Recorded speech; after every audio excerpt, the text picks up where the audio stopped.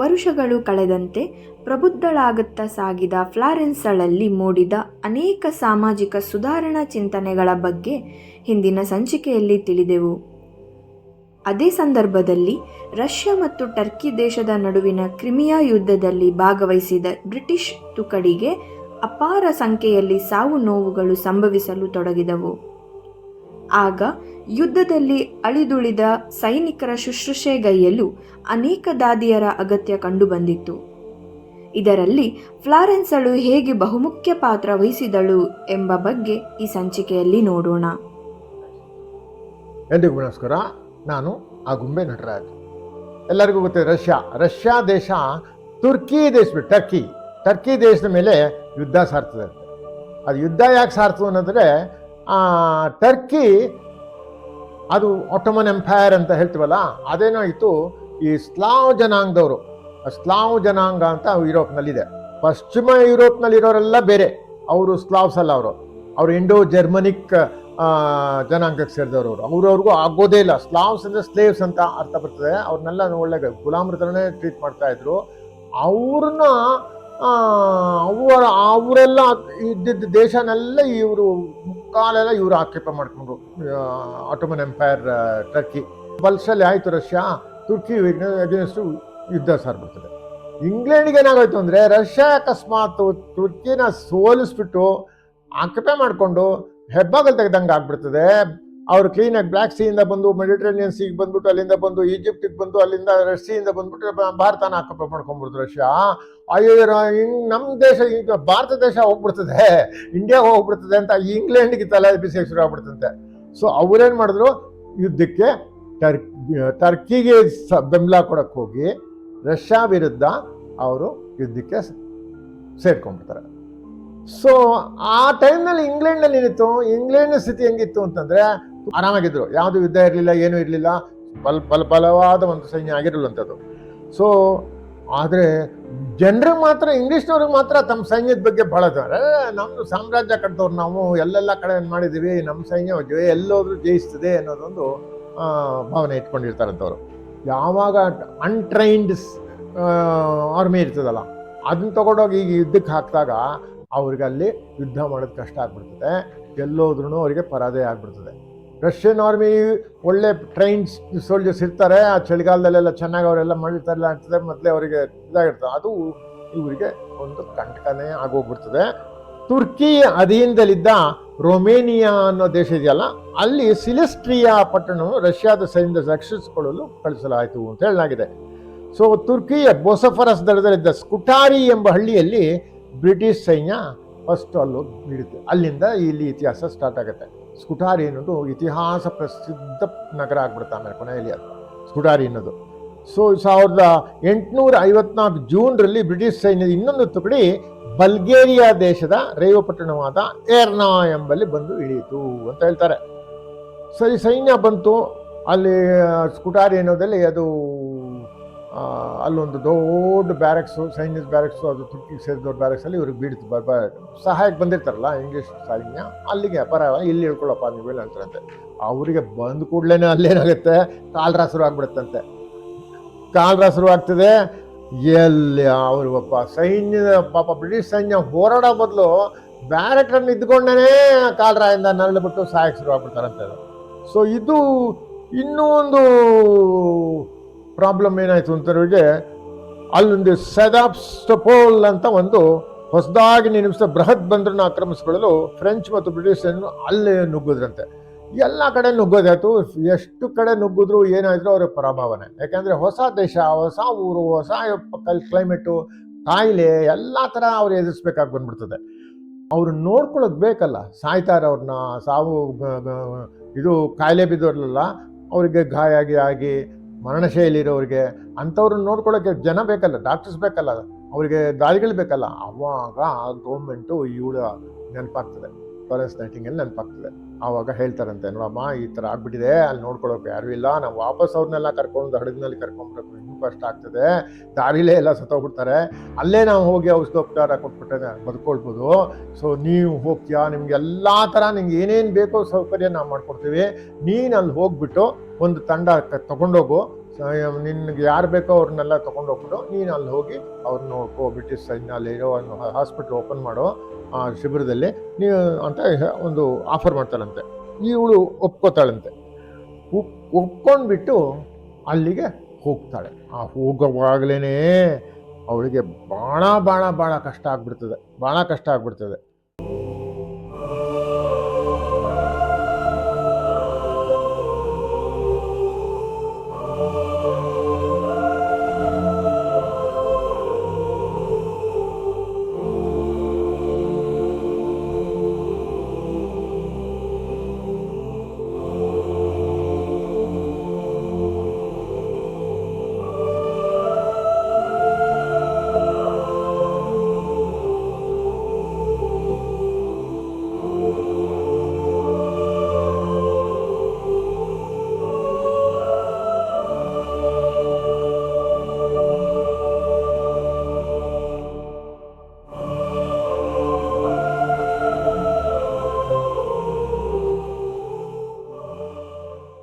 ಒಬ್ಬ ಮಂತ್ರಿ, ಈಗಲೇ ಅವಳ ವಿಷಯ ಹೇಳಿದ್ನಿ ಅವನ ವಿಷಯದಲ್ಲಿ, ಸಿಡ್ನಿ ಹರ್ಬರ್ಟ್ ಅಂತ.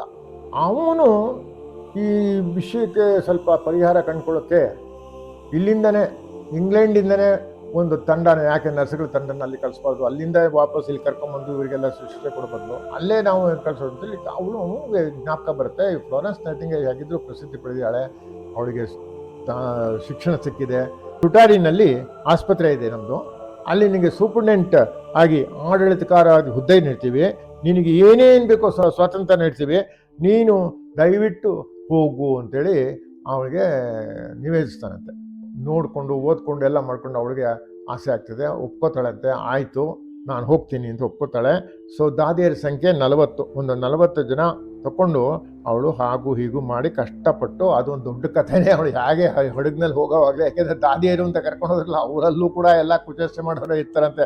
ಅವ್ರಿಗೆ ಕೂಡ ಇವಳ ಥರ ಸಾಮರ್ಥ್ಯ, ಇವಳ ಥರ ಒಂದು ಉದ್ದೇಶ, ಧ್ಯೇಯ, ನಿಸ್ವಾರ್ಥ ಸೇವೆ ಮಾಡೋದೇನೇ ಇರಲಿಲ್ಲ. ಅಂತೂ ಇಂತೂ ಅವಳು ಪ್ರಯಾಣ ಮಾಡ್ತಾಳೆ, ಸ್ಕೂಟಾರಿಗೆ ಬರ್ತಾಳೆ. ಸ್ಕೂಟಾರಿಗೆ ಬಂದು ನೋಡ್ತಾಳಂತೆ, ಅಯ್ಯೋ ಅಲ್ಲಿ ಪಡ್ತದ ಕಷ್ಟ, ಅದೇ ಪ್ರಪಂಚದ ಅದೇ ಆದ್ಯದಲ್ಲೇ ಅವಳು ಪ್ರಸಿದ್ಧಿ ಆಗ್ಬಿಡ್ತಾಳೆ. ಅಷ್ಟು ಚೆನ್ನಾಗಿದೆ, ಅದು ತುಂಬ ಇದೆ, ಹೇಳೋದು ತುಂಬ ಇದೆ. ಅದು ಸಂಕ್ಷಿಪ್ತವಾಗಿ ಹೇಳುವಾಗ ಈ ಥರ ಹೇಳ್ಬೋದು ಅಷ್ಟೇ. ಅಲ್ಲಿ ದಾದಿಗಳೇ ಹೇಗಿದ್ರು ಅಂದರೆ, ಅಲ್ಲಿ ನೇಮಕಗೊಂಡವ್ರು ಅತ್ಯಂತ ಬಡ ಕುಟುಂಬದಿಂದ ಬಂದಿದ್ದಂತೆ. ದಾದಿಯ ಶಿಕ್ಷಣವಾಗಲಿ ಅನುಭವಗಳಿಲ್ಲದೆ ಅಥವಾ ಇದ್ದರೂ ಅತಿ ಕಡಿಮೆ ದಿನಗಳ ಅನುಭವ ಪಡೆದ ನಿರ್ಭಾಗ್ಯ ಸ್ತ್ರೀಯರಾಗಿದ್ದಂತೆ ದಾದಿಗಳು. ಗತಿ ಇಲ್ಲದೆ ಪಾಪರ್ ಚೀಟಿ ತೆಗೆದುಕೊಳ್ಳೋ ಸ್ಥಿತಿಯಲ್ಲಿರುವರೇ ಹೆಚ್ಚಿನ ಸಂಖ್ಯೆ ಇದ್ರಂತೆ ದಾದಿಗಳು. ಅಯ್ಯೋ ರಾಮನೇ, ಅಂಥವ್ರನ್ನ ಕರ್ಕೊಂಡು ಇವಳು ಹೋಗ್ತಾಳೆ. ಅಲ್ಲಿ ಹೋಗ್ತಾ ಅಂತೂ 27ನೇ ಅಕ್ಟೋಬರ್ರಂದು ಫ್ರೆಂಚ್ನ ಮರ್ಸೈಲ್ಸ್ ರೇವಿನಿಂದ ಟಪಾಲು ಸಲಕರಣೆ ಹೊತ್ತದ ಹಳೇ ಹಡಗಿನಲ್ಲಿ ಫ್ಲಾರೆನ್ಸ್ ಮತ್ತು ಸಂಗಡಿಗರು ಪ್ರಯಾಣ ಮಾಡ್ತಾರೆ. ಗಲೀಜು, ಹುಳ, ಹಪ್ಪೆ, ಜೀರುಗಳಿಂದ ತುಂಬಿದ ಹಡಗಿನಲ್ಲಿ ಪ್ರಯಾಣ ಮಾಡುವಾಗ ಫ್ಲಾರೆನ್ಸ್ ಖುದ್ದಾಗಿ ಅವಳಿಗೇನೆ ಕಾಯಿಲೆ ಬಿದ್ದುಬಿಡ್ತಾಳಂತೆ. ಸೊ ಅಲ್ಲಿ ಅವಳು ಹಾಗೂ ಹೀಗೂ ಮಾಡಿ ಅಂತೂ ಬಂದು ಸೇರ್ತಾಳೆ. ಸ್ಕುಟಾರಿಯಲ್ಲಿ ಒಂದು ಆಸ್ಪತ್ರೆ ಇರ್ತದೆ. ಅಲ್ಲಿ ಒಬ್ಬ ಡಾಕ್ಟರ್ ಮೆನ್ಝೀಸ್ ಮತ್ತು ಮಿಲಿಟರಿ ಅಧಿಕಾರಿ ಮೇಜರ್ ಸೆಲೆರಿ ಅಂತಿರ್ತಾರೆ.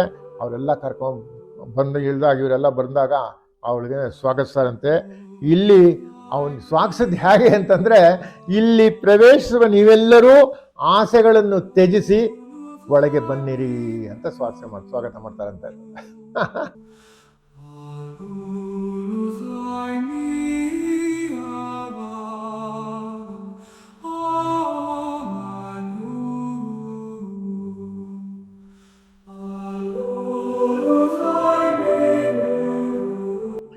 ಎಲ್ಲ ಅದನ್ನ ವರ್ಣಿಸಿದ್ದಾರೆ, ಇತಿಹಾಸಕಾರ ಈ ಥರ ವರ್ಣಿಸಿದ್ದಾರೆ ಅಂತ ಓದಕ್ಕೆ ಇಷ್ಟಪಡ್ತೀನಿ. ಅದು ಬೃಹತ್ ಗಾತ್ರದ 4 ಮೈಲಿ ಉದ್ದದ ಹಾಸಿಗೆಯ ಸಾಲುಗಳ ದೃಶ್ಯ ಅಂತೆ. 4 ಮೈಲಿಗಳ ಉದ್ದದ ಹಾಸಿಗೆಗಳಂತಲ್ಲಿ, ಅಷ್ಟು ದೊಡ್ಡ ಬ್ಯಾರಕ್ ಅದು. ಎಲ್ಲವೂ ಕೊಳತಾಗಿದ್ವಂತೆ, ಎಲ್ಲವೂ ಹಾಳಾಗಿದ್ವಂತೆ. ಕಟ್ಟಡದ ವಿನ್ಯಾಸ ಚಚ್ಚೌಕವಾಗಿದ್ದು ಕೊನೆಯಲ್ಲಿ ಎತ್ತರದ ಗೋಪುರಗಳನ್ನು ಹೊಂದಿತ್ತು. ಒಂದು ಮೂಲೆಯಲ್ಲಿ ಸೈನ್ಯದ ಉಪಯೋಗಕ್ಕೆ ಒಂದು ಡಿಪೋ ಇತ್ತು. ಒಂದು ಕ್ಯಾಂಟೀನ್ ತರ ಒಂದು ಕುದುರೆ ಲಾಯ ಇತ್ತಂತೆ. ನೆಲಮಾಳಿಗೆಯಲ್ಲಿ ಅಂದರೆ 200 ಮಹಿಳೆಗಳು ವಾಸವಾಗಿದ್ದಂತೆ ಈಗಾಗಲೇ. ಅವರು ಹೇಗೋ ಬ್ರಿಟಿಷ್ ಸೈನ್ಯದೊಂದಿಗೆ ಬಂದು ಅಲ್ಲಿ ಸೇರ್ಕೊಂಡಿದ್ದಂತೆ. ಅವರು ಕುಡಿದು ವೇಷವಾಟಿಕೆ ಮಾಡಿ ಮಕ್ಕಳನ್ನು ಹೆತ್ತು ಕಾಲರಾ ಪಿಡುಗೆಗಾಗಿ ತುತ್ತಾಗಿ ಸಾಯ್ತಾ ಇರ್ತಾ ಇದ್ರಂತೆ ಅವರು. ಈ ರಣರಂಗಕ್ಕೂ ಈ ಸ್ಕುಟಾರಿಗೂ ದೂರ ಇರ್ತಲ್ಲ, ಆ ಯುದ್ಧದಿಂದ ಇಲ್ಲಿಗೆಲ್ಲ ಗಾಯಾಳದನ್ನ ಕರ್ಕೊಂಬರೋ ಅಷ್ಟೇ ಮಧ್ಯ ದಾರಿಲೇನೆ ಅವ್ರು ಸಾಯ್ತಾ ಇದೆ ಅಂತ, ಅಷ್ಟು ಆ ಥರ ಒಂದು ದಾರುಣ್ಯ ಪರಿಸ್ಥಿತಿ ಇತ್ತಂತೆ. ಸುತ್ತಮುತ್ತ ಜನ ಎಲ್ಲ ಗ್ರೀಕರಂತೆ, ಆರ್ಮೇನಿಯನು, ಯಹೂದಿಗಳು ಅವರ ದಂಡೇ ಬಂದ್ಬಿಟ್ಟು ಉದ್ಯೋಗ ಆರಿಸ್ಕೊಂಡು ಪಾಳೆ ಸುತ್ತ ಬೀಡ್ಬಿಟ್ರಂತೆ, ಅಂಗಡಿ ಓಪನ್ ಮಾಡಿದ್ರಂತೆ, ನನಗೂ ಕೆಲಸ ಕೊಡಿ ಅಂತ ಬಂದ್ರಂತೆ ಅಂತ. ಅವರು ಎಲ್ಲ ಟೆಂಟ್ಗಳನ್ನ, ಗೂಡುಗಳ ಅಂಗಡಿಗಳನ್ನ ಕಟ್ಕೊಂಡು ಜೊತೆಗೆ ಕುಡಿಯೋ ಗಡಂಗುಗಳನ್ನ ಹಾಕ್ಬಿಟ್ರಂತೆ. ಅಲ್ಲಿ ಅಂತೂ ಬಂದ್ಲು 3 ನವೆಂಬರ್ 1854 ಬಂದರು. ಸೊ ಅಲ್ಲಿ ಅವ್ರು ಎಷ್ಟು ಕಷ್ಟಪಟ್ಲು ಅಂತಂದರೆ, ಅದು ಸುಮಾರು ಒಂದು 20-25 ಪೇಜ್ ಪುಸ್ತಕದಲ್ಲಿ ಬೆಳೆದು ಅದು ವರ್ಣಿಸೋದಕ್ಕೆ ಬಹಳ ಸಮಯ ತಗೊಳ್ತದೆ.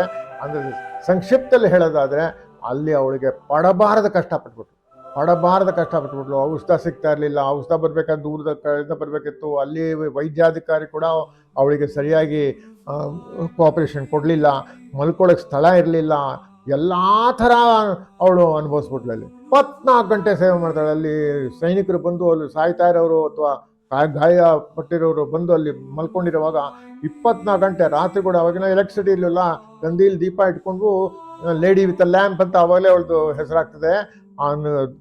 ರಾತ್ರಿ ಎಲ್ಲ ಎಲ್ಲೆಲ್ಲಿ ನಿಷ್ಠಿಸರು ಒಂದು ನರ್ಕೋ ಶಬ್ದ ಬಂದ್ರೆ ಸಾಕು, ಸಾಯೋದ ಟೈಮ್ನಲ್ಲಿ ಮಾಡ್ತಾರಲ್ಲ ಆ ಥರ ಶಬ್ದ ಬಂದ್ರೆ ಸಾಕು, ಯಾವುದೇ ಶಬ್ದ, ಸಣ್ಣ ಶಬ್ದ ಬಂದ್ರೆ ಸಾಕು, ಮುಂದೆ ಓಡೋಗ್ತಿದ್ಲಂತೆ, ಹೇಳ್ತಿದ್ದಂತೆ, ಕೇಳ್ತಿದ್ದಂತೆ, ಅವಳಿಗೆಲ್ಲ ಔಷಧ ಉಪಚಾರ ಎಲ್ಲ ಮಾಡ್ತಿದ್ಲಂತ ಅವಳು. ಅಷ್ಟು ಸೇವೆ ಮಾಡ್ಬಿಟ್ಟಂತೆ ಅವಳು. ಅದಕ್ಕೆ ಅವಳಿಗೆ ಲೇಡಿ ವಿತ್ ಅ ಲ್ಯಾಂಪ್ ಅಂತ ಹೇಳ್ತಾರೆ.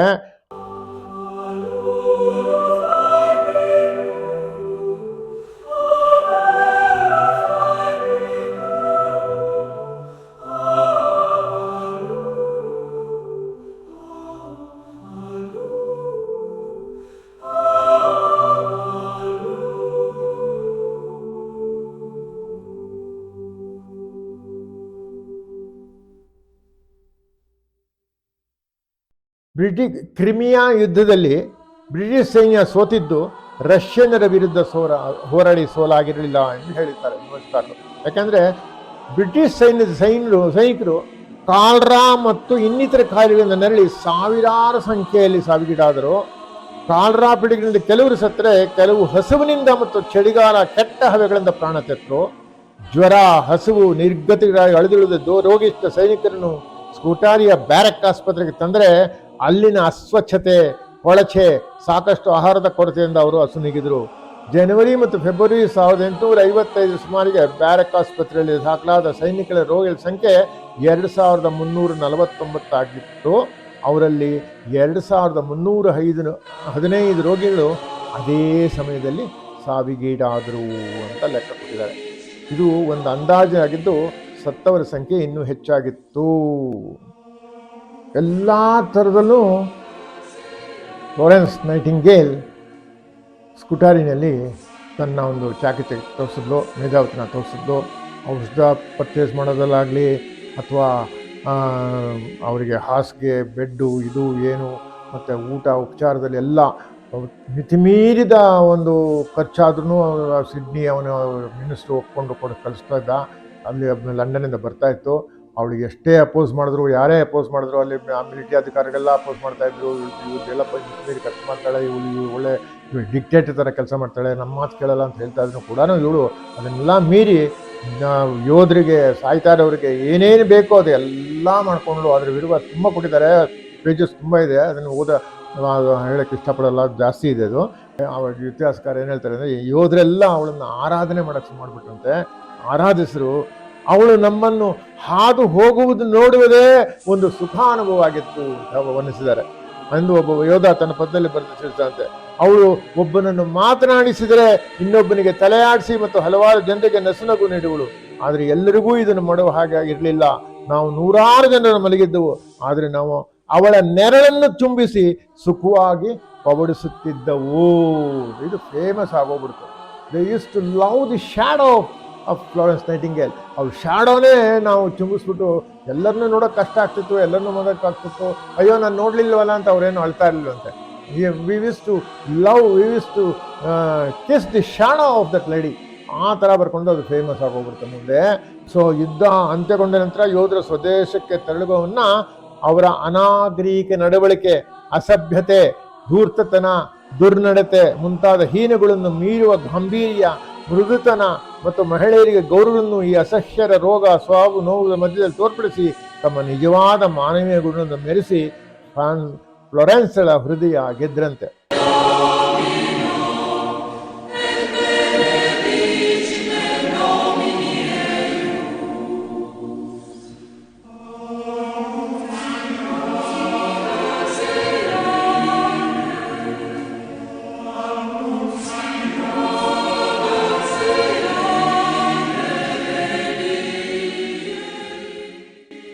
ಎಲ್ಲದಕ್ಕಿನ್ನ ಇಷ್ಟೆಲ್ಲ ಕೆಲಸ ಮಾಡಿ ಅವಳಿಗೆ ಯಾರು ಸೆಕ್ರೆಟರಿ ಇಟ್ಕೊಳ್ಳಿಲ್ಲ. ಪತ್ರ ವ್ಯವಹಾರ ಎಲ್ಲ ಆಗಿನ ಕಾಲದಲ್ಲಿ ಏನು ಟೈಪ್ರೈಟ್ ಇಲ್ಲ ಏನಿಲ್ಲ, ಎಲ್ಲ ಪತ್ರ ಕೈಯಲ್ಲೇ ಬರೀಬೇಕಲ್ಲ, ಆ ಕೆಲಸ ಕೂಡ ಅವಳು ಮಾಡ್ತಾ ಇದ್ಲಂತೆ.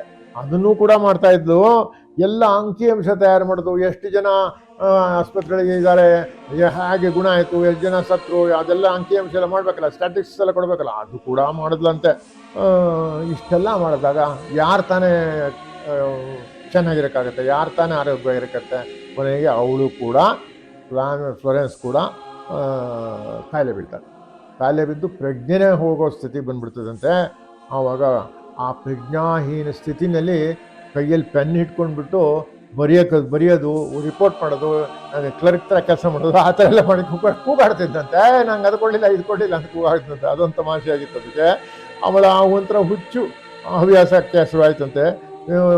ಸ್ವಲ್ಪ ಜ್ವರ ಕಡಿಮೆ ಆದಮೇಲೆ ನಿನಗೆ ಸರಿ ಹೋಗ್ತದೆ ಅಂತ ಹೇಳಿ ಅವಳಿಗೆ ಜ್ವರ ಕಡಿಮೆ ಮೇಲೆ ಮಾಡಿ, ಆ ಜ್ವರ ಜಾಸ್ತಿ ಆದಾಗ ಅವಳು ತಲೆಗೆ ಇವಾಗ ಇಡ್ತೀವಲ್ಲ ಹಣೆಗೆ ತಣ್ಣೀರು ಬಟ್ಟೆ ಎಲ್ಲ ಹಾಕಿ ಅಂತೂ ಶಮನ ಮಾಡಿದಂತೆ, ನಿಧಾನ ಚೇತರಿಸ್ಕೊಂಡಂತೆ. ಇದೆಲ್ಲ ನೋಡ ಇವಳ ಮಾಡಿದ ಸೇವೆ, ಇವಳ ತಕ್ಕೊಂಡಿದ್ದ ಕಾರ್ಯ ಎಲ್ಲರಿಗೂ ಗೊತ್ತಾಗುತ್ತೆ. ಕಮಾಂಡರ್ ಇನ್ ಚೀಫೇ ಆರ್ಡಿನರಿ ಸೋಲ್ಜರ್ ಥರ ಬಂದು ಇವಳು ಕಾಣಕ್ಕೆ ಬರ್ತಾಳಂತೆ. ಕಮಾಂಡರ್ ಇನ್ ಚೀಫ್ ಅವನು ಸ್ವತಃ ಅಲ್ಲ, ಅವನ ಹೆಸರು ಲಾರ್ಡ್ ರೆಗ್ಲೈನ್ ಅಂತ. ಅವನು ಒಂಟಿಯಾಗಿ ಬಂದಿರ್ತಾನಂತ ಇವಳು ನೋಡೋಕ್ಕೆ. ಗೊತ್ತಾಗ್ಬಿಡ್ತಲ್ಲ, ಪ್ರಸಿದ್ಧಿ ಪಡ್ಬಿಟ್ಟಿರ್ತಾರೆ ಅವಳಿಗೆ ಒಬ್ಳು ಮಾಡ್ತಾ ಇದ್ದಾಳೆ ಹಾಗೆ ಹೀಗೆ ಅಂತ. ಇದೊಂದು ದಾಖಲು ಮಾಡಿದ್ದಾರೆ. ಎಲ್ಲಾನು ಮಾಡಿದ ಮೇಲೆ ಕೂಡ ತಂಟೆ ತಕರಾರು ಅನುಭವಿಸಿಲ್ಲ ಅಂತ ಹೇಳೋಕ್ಕಾಗಲ್ಲ. ತುಂಬಾ ಇದು. ಯಾಕಂದರೆ ಈ ದಾದಿಯರು ಕರ್ಕೊಂಬಂದಿರ್ತಾರಲ್ಲ, ಅವರಿಗೆ ಎಲ್ಲ ಚಟ ಇರ್ತದೆ. ಅವರು ಮದುವೆ ಆಗಿದ್ದರು ಇರ್ತಾರೆ, ಅವರು ಕುಡ್ತಕ್ಕೆ ಬಿದ್ದುಬಿಡ್ತಾರಂತೆ. ಕುಡ್ತಕ್ಕೆ ಬಿದ್ದುಬಿಟ್ಟು ಅವರು ಒಂದು ದಿವಸ ಕುಡ್ಕೊಂಡು ಬಂದು ಎಲ್ಲ ಮಾಡುವಾಗ ಬೆಳಗ್ಗೆ ಒಂದು ದಿವಸ 6 ಉತ್ತಮೋತ್ತಮ ದಾರಿ ಅಂತ ಭಾಳ ಚೆನ್ನಾಗಿ ಸರ್ವಿಸ್ ಕೊಡೋ ದಾರಿಯರು 6 ಜನ ಸೈನ್ಯಾಧಿಕಾರಿಯ ಜೊತೆ ಒಳಮನೆ ಬಂದು ನಿಂತು ನಾವು ಮದುವೆ ಆಗ್ತಾ ಇದ್ದೀವಿ ಅಂತ ಹೇಳಿದಂತೆ. ಇದೊಂದು ತಮಾಷಿಕತೆ. ಇದು ನಾವು ವಿವಾಹ ಆಗುತ್ತಾ ಇದ್ದೀವಿ ಅಂತ ಬಂದು ಒಳ್ಳೆ ಕೆಲಸ ಮಾಡೋದು. ನಂತರ ನಾನು ಮಾಡ್ತಾ ಇದ್ದೀನಿ ಅದೇ ಥರ ಮಾಡ್ತಾ ಇದ್ರು, ಚೆನ್ನಾಗಿ ಸರ್ವಿಸ್ ಕೊಡ್ತಾರೆ, ಎಲ್ಲ ಮಾಡಿದ್ರು. ಮದುವೆ ಮಾಡ್ಕೊಂಡು ಎಲ್ಲಿ ಹೋಗ್ತಾರೆ, ಬಿಟ್ಟು ಹೋಗ್ಬೇಕಾಗ್ತದೆ. ಮದುವೆ ಈಗ ಒಳ್ಳೆ ನನಗೆ ಕಂಟಕ ಆಗೋಗ್ಬಿಡ್ತಲ್ಲ ಅಂತ ಇವಳಿಗೆ. ಇನ್ನೊಂದು ತುರ್ಕಿ ಅಧಿಕಾರಿ ಬರ್ತಾನಂತೆ. ಅವನು ಬಂದ್ಬಿಟ್ಟು, ನೀವು ಈ ದಾದಿಗಳಲ್ಲಿ ಒಬ್ರು ತುಂಬ ಚೆನ್ನಾಗಿದ್ದಾರೆ, ನಾನು ಮದುವೆ ಮಾಡ್ಕೊತೀನಿ, ನನಗೆ ಕಳಿಸಿ, ನನ್ನ ಆರಾಮ್ ಕಳಿಸಿ, ನನ್ನ ಅಂತಃಪುರಕ್ಕೆ ಅಂತ ಕೂತ್ಕೊಂಡಂತೆ. ಅಯ್ಯೋ ದೇವ, ಈ ಥರ ಎಲ್ಲ ಕಷ್ಟ ಅನುಭವಿಸ್ಬೇಕಾಗಂತು ಅಂತ ಅವ್ರು ಹೇಳ್ತಾರೆ. ಇಷ್ಟೆಲ್ಲ ಮಧ್ಯೆ ಅವಳಿಗೂ ಒಂದು ದುರ್ದಶೆ ಬರ್ತದೆ. ಯಾಕೆಂದರೆ ಒಬ್ಬಳು ಶ್ರೀಮತಿ ಡ್ರೇಕ್ ಅಂತ ಒಬ್ಬಳು ನರ್ಸ್ ಇರ್ತಾಳೆ. ಅವಳು ತುಂಬ ಥರನಾಗಿ ಅವಳಷ್ಟೇ ಕೆಲಸ ಮಾಡ್ತಿದ್ಲಂತೆ. ಪಾಪ ನಿಸ್ವಾರ್ಥವಾಗಿ ಸೇವೆ ಮಾಡ್ತಾ ಇದ್ದಂತೆ. ಆವಾಗ ಅವಳು ಕಾಯಿಲೆ ಬಂದಾಗ, ಕಾಲರ ಪೀಡಿಗೆ ತೆಗೆದ್ಬಿಟ್ಟು ಅವಳು ತೀರ್ಕೊಂಡ್ಬಿಡ್ತಾಳೆ. ಅದು ಇವಳ ಮನಸ್ಸಿನಲ್ಲಿ ತುಂಬಾ ಬೇಸರ ಆಗ್ತದೆ ಅಂತೆ. ಕೊನೆಗೆ ಸಂಕ್ಷಿಪ್ತದಲ್ಲಿ ಹೇಳೋದಾದರೆ, ಕ್ರಿಮಿಯಾ ಯುದ್ಧದಲ್ಲಿ ಯುದ್ಧ ಮುಗಿಯೋ ತನಕ ಅವಳು ಇರ್ತಾಳೆ. ಯುದ್ಧ ಮುಗೀತದೆ, ಕೊನೆಗೆ ಇವಳು ವಾಪಸ್ಸು ಇಂಗ್ಲೆಂಡಿಗೆ ಬರ್ತಾಳೆ. ಇನ್ನು ಮುಂದಿನ ಸಂಗತಿನ ಒಂದು ನೆಕ್ಸ್ಟ್ ಚಾಪ್ಟರ್ನಲ್ಲಿ ಎಪಿಸೋಡಲ್ಲಿ ಹೇಳಕ್ಕೆ ಇಷ್ಟಪಡ್ತೀನಿ. ಇಲ್ಲಿವರೆಗೂ ಕೇಳಿದ್ದಕ್ಕೆ ನಿಮ್ಮೆಲ್ಲರಿಗೂ ನಮಸ್ಕಾರ. ಕೀರ್ತಿಯ ಹೆದ್ದಾರಿ ಹಿಡಿದು ಹೋಗುವ ಹೃದಯವೇ ಸಾರಥಿಯಾಗಿ ಮಹತ್ವಾಕಾಂಕ್ಷೆ ಅಶ್ವಾವೇರಿ ಸಾಗುವೆ. ಕೀರ್ತಿಯ ಹೆದ್ದಾರಿ ಹಿಡಿದು